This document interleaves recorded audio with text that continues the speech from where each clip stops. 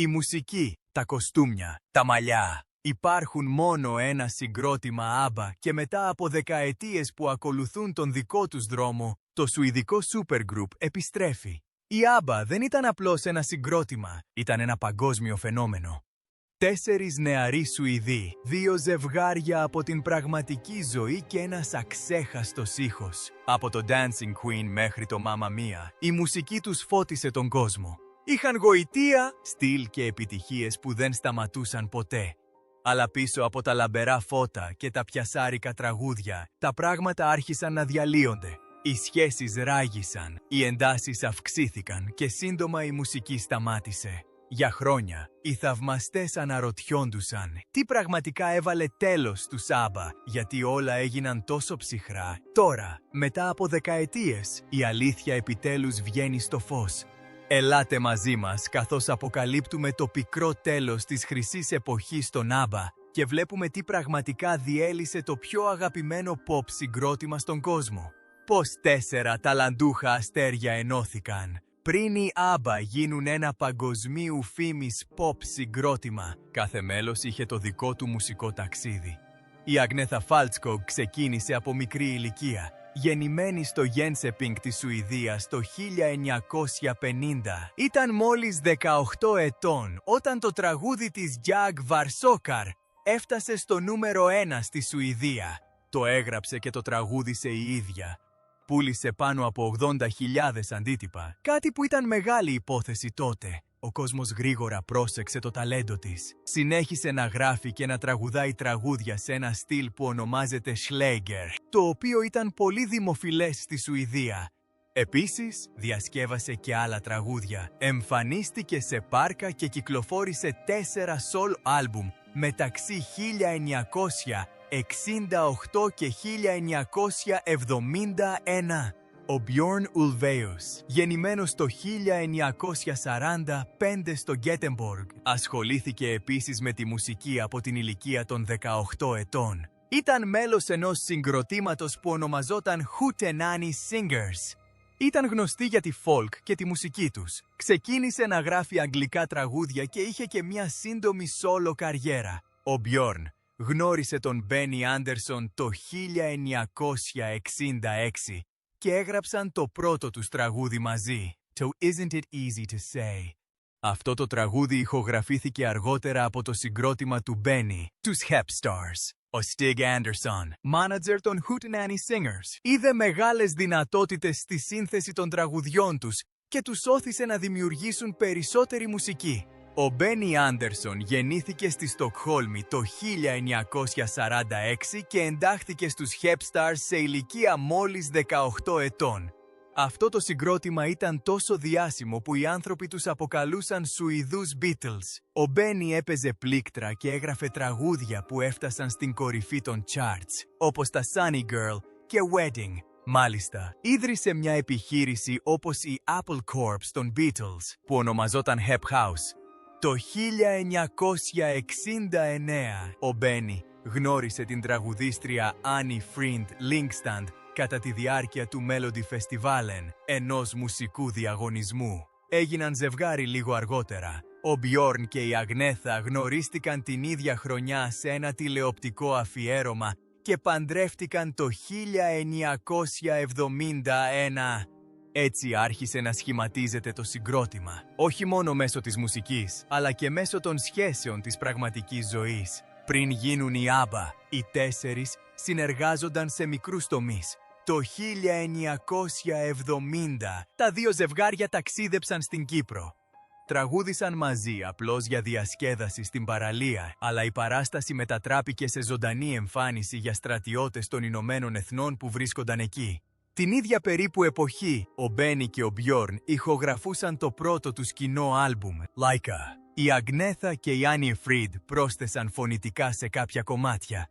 Εκείνο το καλοκαίρι δημιούργησαν ένα ζωντανό συγκρότημα που ονομαζόταν Festfolket, που σημαίνει άτομα που γλεντούν ή αραβωνιασμένα ζευγάρια. Ήταν μια παράσταση σε στυλ καμπαρέ που ξεκίνησε στο Γκέτεμποργκ τον Νοέμβριο του 1970. Δυστυχώς, η παράσταση δεν έλαβε καλές κριτικές εκτός από ένα τραγούδι, το Hedge Gammelman. Hello, old man. Σε αυτό το τραγούδι συμμετείχαν και τα 4 μέλη και έγινε η πρώτη τους επιτυχία, φτάνοντας στο νούμερο 5 στα σουηδικά charts και στο νούμερο 1 σε ένα δημοφιλές ραδιοφωνικό chart που ονομάζεται Svensktoppen. Παρόλο που οι εμφανίσεις τους στη σκηνή δεν πήγαν καλά, συνέχισαν να συνεργάζονται στο στούντιο. Το 1971 άρχισαν να τραγουδούν ο ένας στα κομμάτια του άλλου πιο συχνά. Οι Björn, Agneta και Benny έκαναν μάλιστα μαζί περιοδεία, ενώ η Annie Frid εμφανίστηκε σόλο. Η εγκύτητά τους μεγάλωσε μέσα από αυτές τις ηχογραφήσεις και μέχρι το καλοκαίρι περνούσαν περισσότερο χρόνο μαζί, τόσο επαγγελματικά όσο και προσωπικά. Ο Μπένι και ο Μπιόρν κυκλοφόρησαν περισσότερα τραγούδια και οι γυναικείες φωνές χρησιμοποιούνταν όλο και περισσότερο. Το 1972, ένα τραγούδι που έγραψαν, το Sagdet με En Song, Say It With A Song, ερμηνεύτηκε από μια νέα τραγουδίστρια ονόματι Λένα Άντερσον στο Melody Festivalen. Κατέλαβε την 3η θέση, αλλά έγινε επιτυχία. Αυτή η νίκη τους έδωσε ελπίδα. Ταυτόχρονα συνέβη κάτι απροσδόκητο. Το She's My Kind of Girl, ένα τραγούδι των Benny και Björn, έγινε επιτυχία στο Top 10 στην Ιαπωνία. Ήταν έκπληξη, αλλά έδειξε ότι η μουσική τους μπορούσε να πετύχει και εκτός Σουηδίας. Ένας νέος ήχος, ένα νέο όνομα. Το 1972, οι 4 κυκλοφόρησαν μαζί ένα νέο τραγούδι με τίτλο People Need Love. Αυτή τη φορά, οι γυναίκες δεν ήταν απλώς δευτερεύουσες τραγουδίστριες. Ήταν στο επίκεντρο. Το τραγούδι αποδόθηκε στους Björn και Benny, Agneta και Annie Frid. Δεν σημείωσε μεγάλη επιτυχία στη Σουηδία, αλλά τα πήγε αρκετά καλά για να τους δώσει αυτοπεποίθηση. Είναι ενδιαφέρον ότι ήταν επίσης το πρώτο τους τραγούδι που έφτασε στα αμερικανικά charts, αν και όχι πολύ ψηλά. Στις EPA, το συγκρότημα ονομαζόταν Björn and Benny με Svenska Flicka, που σημαίνει Σουηδέζα, αλλά η μικρή αμερικανική δισκογραφική τους εταιρεία, Playboy Records, δεν είχε τη δυνατότητα να προωθήσει περισσότερο το τραγούδι. Το 1973 προσπάθησαν ξανά να συμμετάσχουν στο Melody Festivalen με ένα τραγούδι που ονομαζόταν Ring Ring. Χρησιμοποίησαν ένα νέο ηχητικό στυλ που ονομαζόταν Wall of Sound, το οποίο δημιουργήθηκε από τον ηχολήπτη τους, Michael B. Tretau. Αυτό το στυλ αργότερα θα γινόταν ο χαρακτηριστικός τους ήχος. Οι διάσημοι τραγουδοποιοί Neil Sedaka και Phil Coate βοήθησαν στη συγγραφή της αγγλικής έκδοσης. Παρόλο που το τραγούδι κατέλαβε την 3η θέση και δεν πήγε στη Eurovision, κυκλοφόρησαν το πρώτο τους ολοκληρωμένο άλμπουμ, Ring Ring. Το άλμπουμ έγινε δημοφιλές σε μέρη της Ευρώπης και της Νότιας Αφρικής. Γύρω σε αυτήν την περίοδο, η Άγνεθα γέννησε την κόρη της και δεν μπορούσε να ταξιδέψει για λίγο, οπότε κάποιος άλλος την αντικατέστησε για λίγο κατά τη διάρκεια ενός ταξιδιού στη Δυτική Γερμανία. Το 1973, ο μάνατζέρ τους, Stig Anderson, θεώρησε το μακρύ όνομα του συγκροτήματος υπερβολικό. Άρχισε να τους αποκαλεί ABBA. Ήταν σύντομο, πιασάρικο και εύκολο να το θυμάται κανείς. Αλλά το ABBA ήταν επίσης το όνομα μιας εταιρείας κονσερβοποίησης ψαριών στη Σουηδία, οπότε το συγκρότημα έπρεπε να ζητήσει άδεια για να το χρησιμοποιήσει. Η εταιρεία ψαριών είπε ναι, αρκεί το συγκρότημα να μην έκανε το όνομα να φαίνεται άσχημο. Σύμφωνα με την Αγνέθα, η εταιρεία τους είπε «Εντάξει, αρκεί να μην μας κάνετε να ντρεπόμαστε για αυτό που κάνετε. Ένα λογότυπο, μια εμφάνιση και ένα μέλλον». Το όνομα ABBA δημιουργήθηκε χρησιμοποιώντας τα πρώτα γράμματα του ονόματος κάθε μέλους. Agneta, Björn, Benny και Annie Frid. Κανείς δεν επιβεβαίωσε ποτέ ποιος αντιπροσώπευε ποιο γράμμα, αλλά το όνομα ίσχυε. Η πρώτη φορά που οι ABBA εμφανίστηκαν σε χαρτί ήταν τον Οκτώβριο του 1973, κατά τη διάρκεια μιας ηχογράφησης στο στούντιο.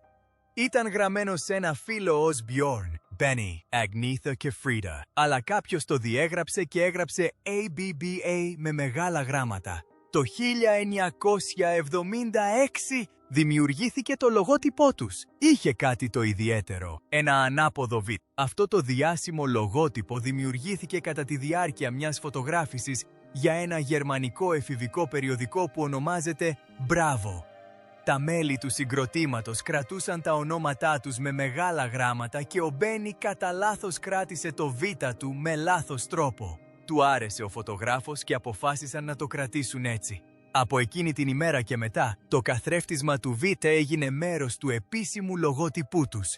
Έκανε το όνομά τους να ξεχωρίζει. Η πρώτη φορά που οι θαυμαστές είδαν το λογότυπο ήταν σε ένα γαλλικό άλμπουμ που ονομαζόταν Golden Double Album. Αργότερα, όταν μια μεγάλη μουσική εταιρεία που ονομαζόταν Polygram αγόρασε τη μουσική τους, άρχισε να χρησιμοποιεί μια διαφορετική εκδοχή του λογότυπου. Το 1992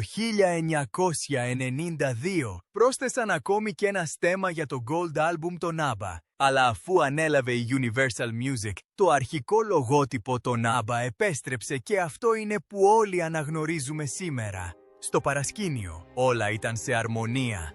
Η μουσική, το όνομα, η εμφάνιση δεν ήταν πλέον απλώς 4 τραγουδιστές που δοκίμαζαν πράγματα. Ήταν η ABBA. Το ταξίδι ήταν μακρύ, γεμάτο ανατροπές, τραγούδια και εκπλήξεις. Αλλά αυτό που φαινόταν σαν μια τέλεια ιστορία σύντομα θα έπαιρνε μια τροπή. Το τραγούδι που άλλαξε τα πάντα. Το 1973 οι ABBA δεν είχαν καταφέρει ακόμα να πετύχουν τον στόχο τους. Είχαν προσπαθήσει να συμμετάσχουν στο Melody Festival της Σουηδίας με το τραγούδι Ring Ring, αλλά δεν τα κατάφεραν στη Eurovision. Παρόλα αυτά, ο μάνατζερ τους, Stig Anderson, πίστευε ότι η Eurovision θα μπορούσε να βοηθήσει τον κόσμο να τους προσέξει, όχι μόνο ως ερμηνευτές, αλλά και ως πραγματικούς τραγουδοποιούς. Όταν η σουηδική τηλεόραση τους κάλεσε να διαγωνιστούν στον διαγωνισμό του 1974, επέστρεψαν πιο δυνατοί. Επέλεξαν ένα νέο, αισιόδοξο τραγούδι με τίτλο Waterloo, εμπνευσμένο από την glam rock σκηνή του Ηνωμένου Βασιλείου. Μέχρι τότε, το συγκρότημα είχε αποκτήσει μεγαλύτερη εμπειρία και αυτοπεποίθηση.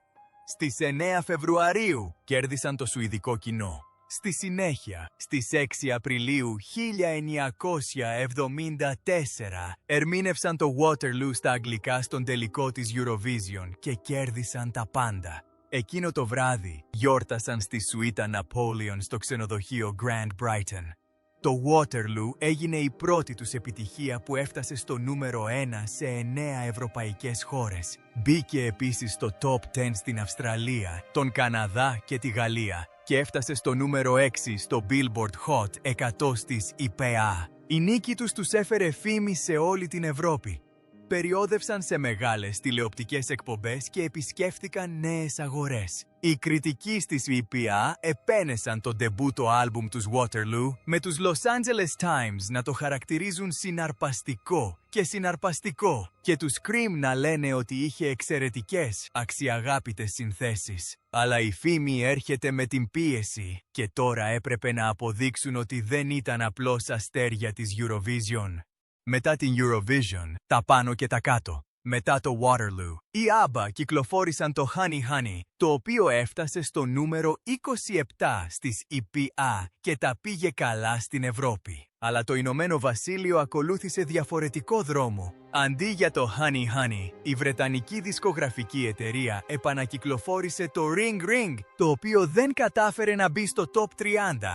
Αυτό οδήγησε τον κόσμο να αμφισβητήσει αν η ABBA ήταν απλώς ένα θαύμα μιας επιτυχίας. Στα τέλη του 1974 ξεκίνησαν την πρώτη τους ευρωπαϊκή περιοδεία, επισκεπτόμενοι τη Δανία, τη Γερμανία και την Αυστρία. Αλλά πολλές παραστάσεις είχαν χαμηλές πωλήσεις εισιτηρίων. Κάποιες μάλιστα ακυρώθηκαν, όπως αυτή στην Ελβετία. Ωστόσο, η περιοδεία τους στη Σκανδιναβία το 1975 ανέτρεψε τα δεδομένα. Κάθε χώρος ήταν sold out. Ο Bjorn αργότερα είπε «Προσπαθούσαμε να γίνουμε περισσότερο σαν τους The Sweet». Κάτι που ήταν ανόητο επειδή ήμασταν πάντα ένα pop συγκρότημα. Επέστρεψαν στο στυλ τους και κυκλοφόρησαν το So Long στο Ηνωμένο Βασίλειο, αλλά δεν έπαιξε στο ραδιόφωνο και δεν μπήκε στα charts. Στη συνέχεια, ήρθε το I Do, I Do, I Do, I Do, I Do, το οποίο μόλις που έφτασε στο νούμερο 38 στο Ηνωμένο Βασίλειο, αλλά έφτασε στο νούμερο 1 στη Νότια Αφρική και στα 5 κορυφαία σε όλη την Ευρώπη. Το ομώνυμο άλμπουμ τους, ABBA, τους επανέφερε δυναμικά. Το SOS έγινε επιτυχία, φτάνοντας στο νούμερο 6 στο Ηνωμένο Βασίλειο και στο νούμερο 1 στη Γερμανία και την Αυστραλία. Το Mamma Mia ακολούθησε και έφτασε στην κορυφή των charts στο Ηνωμένο Βασίλειο, την Αυστραλία και τη Γερμανία. Στις ΗΠΑ, τα SOS και I Do έφτασαν και τα δύο στο νούμερο 15. Το Mamma Mia έφτασε στο αποκορύφωμά του στα 32, αλλά βοήθησε στην οικοδόμηση της αμερικανικής παρουσίας τους. Τα τραγούδια τα πήγαν επίσης καλά στον Καναδά. Ενώ τα singles απογειώνονταν, το άλμπουμ τους εξακολουθούσε να δυσκολεύεται στις EPI, δείχνοντας ότι είχαν πολλή δουλειά να κάνουν, να βρίσκονται στην κορυφή των charts και να έχουν παγκόσμια φήμη. Στις αρχές του 1976, οι ABBA κυκλοφόρησαν το Greatest Hits, το πρώτο τους άλμπουμ συλλογής. Έγινε το πρώτο τους άλμπουμ που έφτασε στο νούμερο 1 στο Ηνωμένο Βασίλειο και έφτασε στο Top 50 στις EPA. Περιείχε επίσης ένα νέο κομμάτι, το Fernando. Το τραγούδι αυτό έγινε παγκόσμια επιτυχία, φτάνοντας στην κορυφή των charts σε περισσότερες από 13 χώρες, συμπεριλαμβανομένου του Ηνωμένου Βασιλείου, της Αυστραλίας, της Γερμανίας, της Γαλλίας και της Νότιας Αφρικής. Πούλησε μάλιστα περισσότερα από 10 εκατομμύρια αντίτυπα παγκοσμίως. Στην Αυστραλία, παρέμεινε στο νούμερο 1 για 14 εβδομάδες και στα charts για 40 εβδομάδες. Αυτός ο δίσκος κράτησε πάνω από 40 χρόνια. Ο Φερνάντο κέρδισε επίσης το βραβείο καλύτερη στούντιο ηχογράφησης του 1975. Στις ΗΠΑ έφτασε στο νούμερο 13 του Billboard Hot 100 και έγινε το πρώτο τραγούδι των ABBA που έφτασε στο νούμερο 1 στα charts σύγχρονης μουσικής για ενήλικες. Στη Γερμανία, τα καλύτερα τραγούδια των ABBA έφτασαν στην κορυφή των charts, ενώ το Greatest Hits έφτασε στο νούμερο 2. Στη συνέχεια, ακολούθησε το άλμπουμ Arrival. Ήταν το νούμερο 1 στην Ευρώπη και την Αυστραλία και έφτασε στο νούμερο 3 στον Καναδά και την Ιαπωνία. Οι κριτικοί επένεσαν το άλμπουμ για τη σύνθεση των τραγουδιών και τον ήχο του. Χάρισε στους θαυμαστές περισσότερες επιτυχίες. Το Money ήταν νούμερο 1 στη Γερμανία και τη Γαλλία και νούμερο 3 στο Ηνωμένο Βασίλειο. Το Knowing You έφτασε επίσης στην κορυφή των charts σε όλη την Ευρώπη και έφτασε στο νούμερο 1 στην Αυστραλία. Αλλά η μεγαλύτερη επιτυχία ήταν το Dancing Queen. Ήταν νούμερο 1 σχεδόν παντού, συμπεριλαμβανομένου του Ηνωμένου Βασιλείου, της Αυστραλίας, της Ιαπωνίας, της Σοβιετικής Ένωσης, ακόμη και των ΜΑΠΙΑ. Το μόνο αμερικανικό τραγούδι των ABBA που έφτασε στην κορυφή των charts. Στη Νότια Αφρική, τα Fernando, Dancing Queen και Knowing You ήταν όλα ανάμεσα στα 20 πιο δημοφιλή singles της περίοδου 1976 έως 77. Το Knowing You έφτασε στο νούμερο 7 στις νομιέμπαμιπμα του, αλλά το Money δυσκολεύτηκε εκεί. Παρόλα αυτά, το άλμπουμ Arrival τα πήγε καλύτερα από τα άλλα, φτάνοντας στο νούμερο 20 του Billboard 200 και κερδίζοντας τη χρυσή θέση. Η ABBA ήταν πλέον ένα από τα πιο επιτυχημένα pop συγκροτήματα παγκοσμίως, αλλά δεν είχαν κάνει ακόμη περιοδεία σε μεγάλη κλίμακα. Φώτα, πλήθη και πίεση στην περιοδεία. Τον Ιανουάριο του 1977, οι ABBA ξεκίνησαν την πρώτη τους μεγάλη περιοδεία, ξεκινώντας από το Όσλο της Νορβηγίας. Περιλάμβανε σκηνές από το mini musical τους «Το κορίτσι με τα χρυσά μαλλιά» και κάλυψε μεγάλες πόλεις όπως το Βερολίνο, το Άμστερνταμ και το Λονδίνο. Στο Royal Albert Hall έπαιξαν 2 sold-out συναυλίες. Ενώ το περιοδικό Cream επένεσε την εμφάνισή τους, η Melody Maker επέκρινε την έλλειψη σκηνικής παρουσίας τους. Στη συνέχεια, κατευθύνθηκαν στην Αυστραλία, όπου έδωσαν 11 συναυλίες μπροστά σε 160.000 θαυμαστές. Μία συναυλία στο Σίδνεϊ, στην οποία συμμετείχαν 20.000 άτομα. Έπληξε με βροχή και η Άννη Φριντ γλίστρισε ακόμη και στη σκηνή. Αλλά οι ABBA αργότερα είπαν ότι αυτή η συναυλία ήταν μία από τις πιο αξιομνημόνευτες στιγμές της καριέρας τους. Στη Μελβούρνη, 6.000 θαυμαστές συγκεντρώθηκαν στο Δημαρχείο μόνο και μόνο για να τους δουν σε ένα μπαλκόνι, ενώ άλλοι 16.000 στέκονταν έξω από τον χώρο. Στην Αδελαΐδα, 20.000 παρακολούθησαν τη συναυλία και 10.000 ακόμη άκουγαν έξω. Στο Perth, μια απειλή για βόμβα ανάγκασε την εκένωση, αλλά η παράσταση συνεχίστηκε. Η περιοδεία στην Αυστραλία προκάλεσε φρενίτιδα στα μέσα ενημέρωσης. Το περιοδικό Variety τη συνέκρινε με την προσοχή που δόθηκε σε μια βασιλική επίσκεψη. Όλα αποτυπώθηκαν στους ABBA. Η ταινία σε σκηνοθεσία Lasse Hallström, αλλά η αυξανόμενη φήμη έφερε πίεση, ειδικά για την Αγνίθα.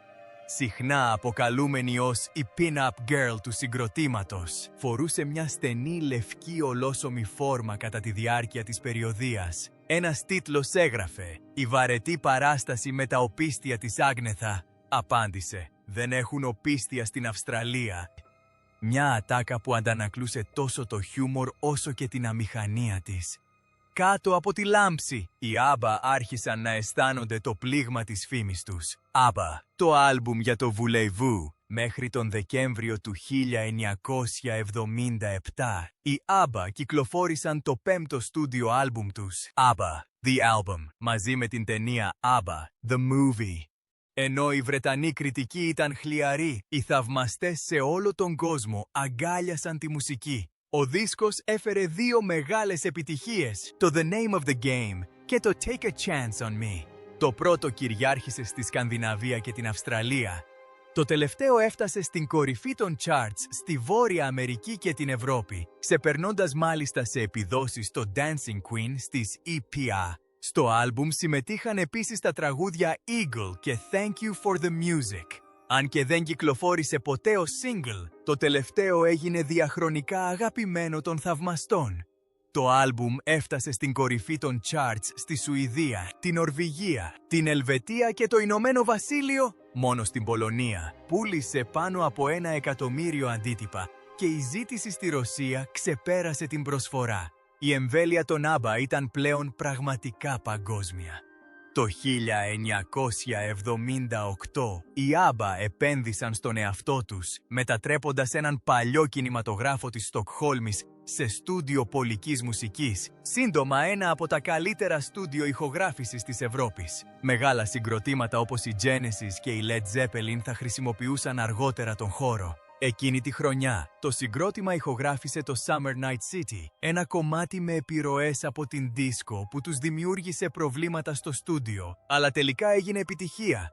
Στη συνέχεια, το 1979, οι ABBA ερμήνευσαν το Chiquitita στη συναυλία Music for UNICEF στον OEU Demo, δωρίζοντας όλα τα δικαιώματα στη UNICEF. Το τραγούδι έφτασε στην κορυφή των charts σε 10 χώρες, αλλά δημιουργούνταν προσωπικές ρογμές. Τον Ιανουάριο του 1979, ο Björn και η Άγνεθα ανακοίνωσαν το διαζύγιό τους. Αν και σόκαρε τους θαυμαστές, το συγκρότημα υποσχέθηκε να συνεχίσει να δημιουργεί μουσική. Ο Björn και ο Benny διέφυγαν στις Μπαχάμες για να γράψουν νέο υλικό αθόρυβα. Αυτό με το οποίο επέστρεψαν σηματοδότησε ένα νέο μουσικό κεφάλαιο. Τον Απρίλιο του 1979, οι ABBA κυκλοφόρησαν το Voulez-Vous, το οποίο ηχογραφήθηκε εν μέρη στο Μαϊάμι με τον ηχολήπτη Tom Dowd. Το άλμπουμ είχε έναν φρέσκο, χορευτικό ήχο και έφτασε στο νούμερο 1 σε όλη την Ευρώπη, την Ιαπωνία και το Μεξικό. Τα Chiquitita και I Have a Dream έφτασαν στο νούμερο 2 στο Ηνωμένο Βασίλειο, ενώ τα Does Your Mother Know και Angelius μπήκαν στο κορυφαίο 5λεπτο. Το Gimme Gimme Gimme, A Man After Midnight έγινε τεράστια επιτυχία και βοήθησε το άλμπουμ τους Greatest Hits Volume 2 να φτάσει στο νούμερο 1 στο Ηνωμένο Βασίλειο, στον Καναδά και την Ιαπωνία. Στη Σοβιετική Ένωση, όπου το δυτικό νόμισμα ήταν απαγορευμένο, οι ABBA ήταν τόσο δημοφιλείς που η ESSD τους πλήρωνε με πετρέλαιο. Τον Σεπτέμβριο του 1979 ξεκίνησαν την περιοδεία των ABBA στο Έντμοντον του Καναδά. Πραγματοποίησαν 17 sold-out συναυλίες σε όλη τη Βόρεια Αμερική. Αν και η Άγνεθα δεν συμμετείχε σε μία συναυλία στις EPA λόγω άγχους μετά από μία δύσκολη πτήση, έκλεισαν την περιοδεία στο Τορόντο μπροστά σε 18.000 θαυμαστές.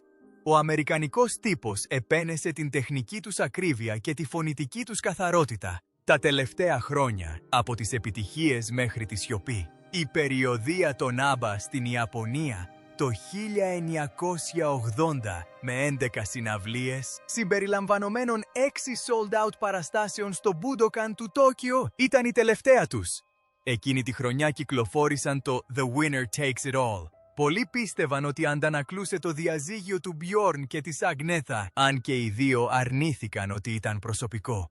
Το τραγούδι έγινε το 8ο νούμερο 1 στο Ηνωμένο Βασίλειο και μπήκε στο top 10 των EPA. Στη συνέχεια κυκλοφόρησε το άλμπουμ Super Trooper, το οποίο πούλησε πάνω από 1 εκατομμύριο αντίτυπα πριν από την κυκλοφορία του, σημειώνοντας ρεκόρ. Το ομώνυμο τραγούδι έφτασε στην κορυφή των βρετανικών charts και το Lay All Your Love On Me κυριάρχησε στα αμερικανικά dance charts. Την ίδια περίπου εποχή, οι ABBA ηχογράφησαν ένα ισπανόφωνο άλμπουμ με τίτλο Gracias por la Música, το οποίο σημείωσε ιδιαίτερη επιτυχία στη Λατινική Αμερική και την Ιαπωνία.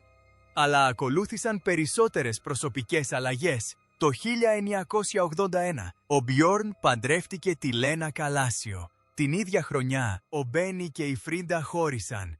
Παρόλα αυτά, το συγκρότημα προχώρησε με το 8ο άλμπουμ τους, The Visitors. Ο πιο σκοτεινός τόνος του αντανακλούσε τις συναισθηματικές αλλαγές που περνούσαν. Το One of Us έφτασε στο νούμερο 3 στο Ηνωμένο Βασίλειο και τελικά έγινε η τελευταία τους επιτυχία στο top 40 των EPA.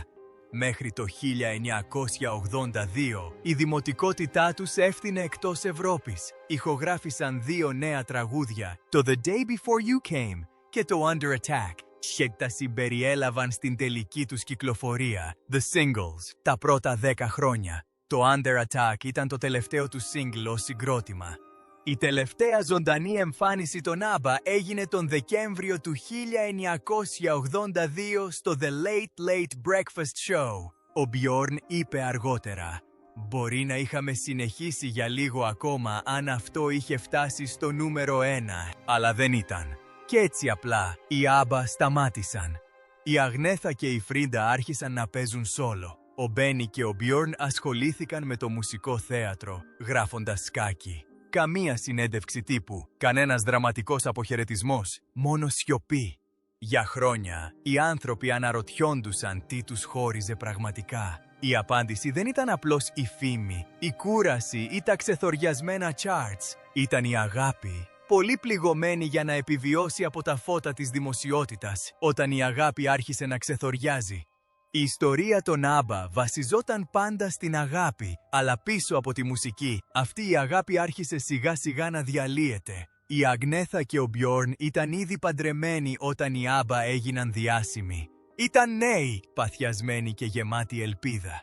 Αλλά η πίεση των συνεχών ταξιδιών, των μεγάλων περιοδιών και της φήμης άρχισε να τους εξαντλεί. Μετά από χρόνια εξισορρόπησης της οικογενειακής ζωής με το απαιτητικό πρόγραμμα του συγκροτήματος, χώρισαν το 1979. Για την Αγνέθα, ο χωρισμός ήταν καταστροφικός.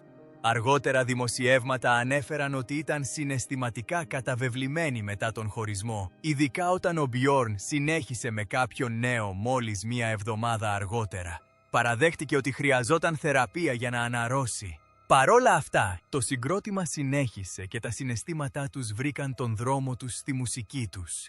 Εκείνη την εποχή, οι ABBA κυκλοφόρησαν το The Winner Takes It All, ένα τραγούδι που αντικατόπτριζε τον πόνο τους. Ο Bjorn το έγραψε, αλλά η Αγνέθα ήταν αυτή που τραγούδισε τους στίχους που μου χτύπησαν τόσο πολύ το θέμα.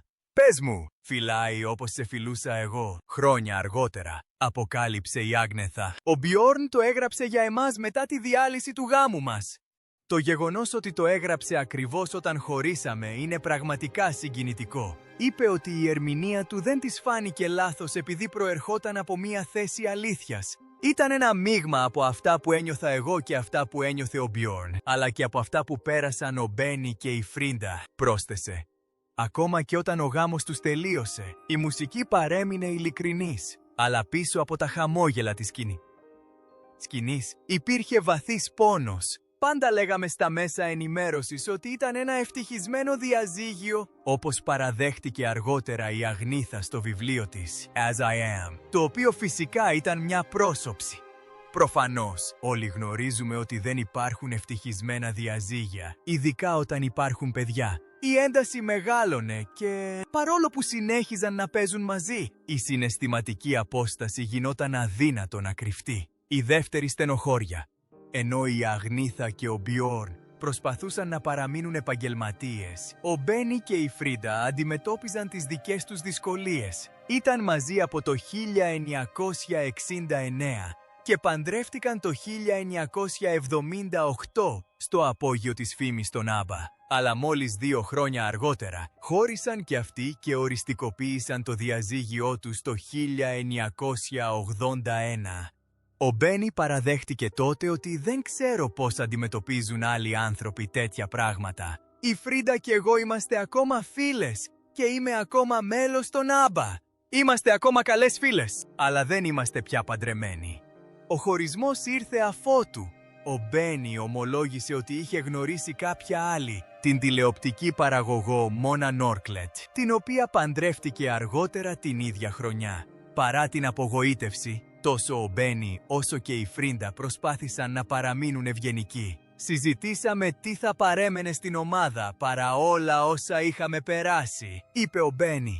Αποφασίσαμε να μείνουμε μαζί για χάρη της μουσικής. Η Frida, αν και συντετριμμένη, συμφώνησε με αυτό. Τώρα που ο Benny και εγώ χωρίσαμε, μπορούμε να συνεργαστούμε πολύ καλύτερα.